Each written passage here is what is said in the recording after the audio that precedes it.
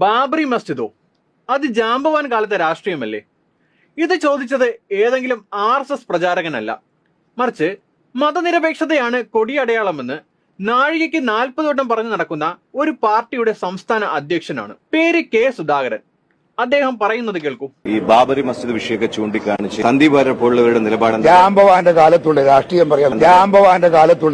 പറയാം. നൂറ്റാണ്ടുകൾ പഴക്കമുള്ള ചരിത്ര സ്മാരകമായ ബാബറി മസ്ജിദ് RSSകാർ തകർത്തെറിഞ്ഞപ്പോൾ തകർന്നത് ഇന്ത്യയുടെ മതനിരപേക്ഷതയാണ്, ജനാധിപത്യമാണ്.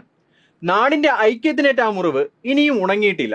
അങ്ങനെ തകർത്ത വർഗീയ തീവ്രവാദത്തെ നെഞ്ചേറ്റുന്ന ഒരാൾ കോൺഗ്രസിൽ ചേർന്നതിനെ കുറിച്ച് ചോദിച്ചപ്പോഴായിരുന്നു KPCC അധ്യക്ഷൻ ആ ചരിത്ര സ്മാരകം തകർത്ത സംഭവത്തെ ജാംബവാൻ കാലത്തെ രാഷ്ട്രീയമായി പരിഹസിച്ചിരിക്കുന്നത്.